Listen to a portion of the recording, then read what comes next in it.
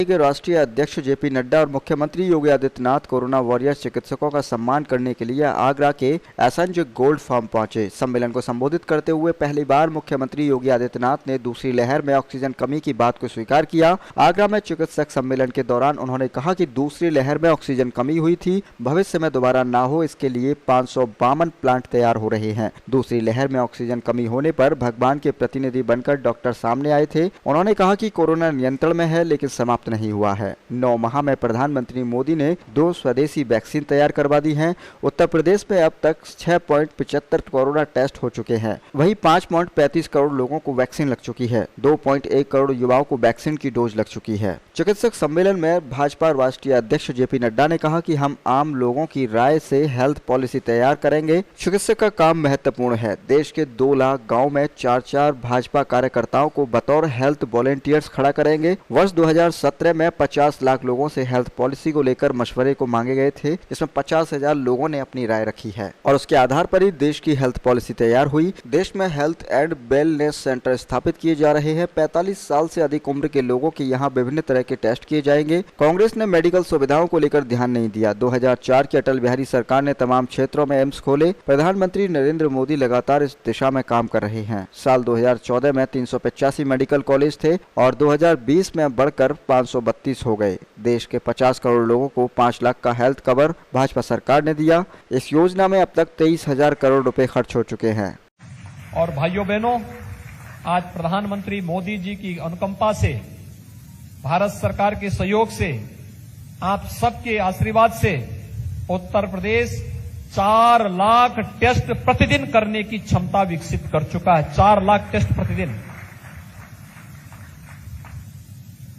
आज हमारे पास 2 lakh L1, L2 और L3 फैसिलिटी के बेड्स मौजूद हैं, जिसके माध्यम से हम कोरोना के या किसी भी इस प्रकार की आपदा में मरीजों को बेहतर स्वास्थ्य की सुविधा उपलब्ध करवा सकते हैं।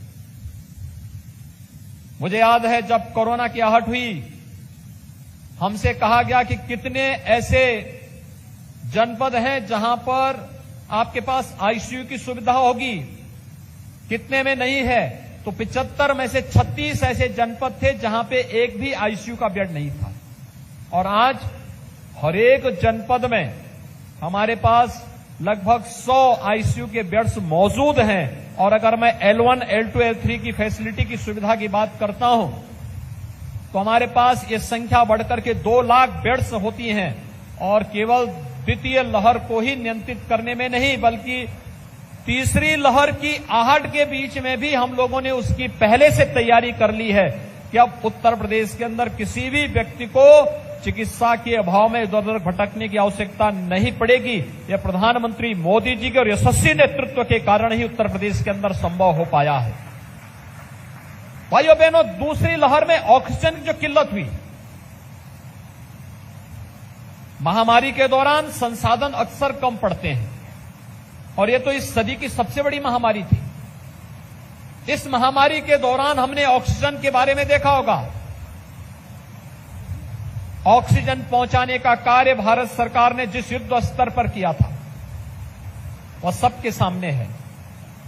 आज उत्तर प्रदेश में हर जनपद को ऑक्सीजन के क्षेत्र में आत्मनिर्भर बनाने की दिशा में कार्य प्रारंभ हो रहा है। 552 ऑक्सीजन प्लांट वर्तमान में हम उत्तर प्रदेश के अंदर अलग अलग जनपदों में स्थापित करने जा रहे हैं। चाहे वह आगरा हो, हर एक जनपद में ऑक्सीजन प्लांट लग रहे हैं, जिनमें से लगभग 300 ऑक्सीजन प्लांट अब तक हम लोग उत्तर प्रदेश के अंदर स्थापित कर चुके हैं। और 252 ऑक्सीजन प्लांट को अगले कुछ दिनों के अंदर हम लोग बनाने की पूरी कार्य योजना बना चुके हैं। उनका सिविल वर्क पूरा हो चुका है और उनको बहुत शीघ्र हम लगा करके ऑक्सीजन के लिए किसी भी प्रकार की कोई किल्लत न होने पाए, इसकी पूरी तैयारी हम लोगों ने उत्तर प्रदेश के अंदर वर्तमान में की।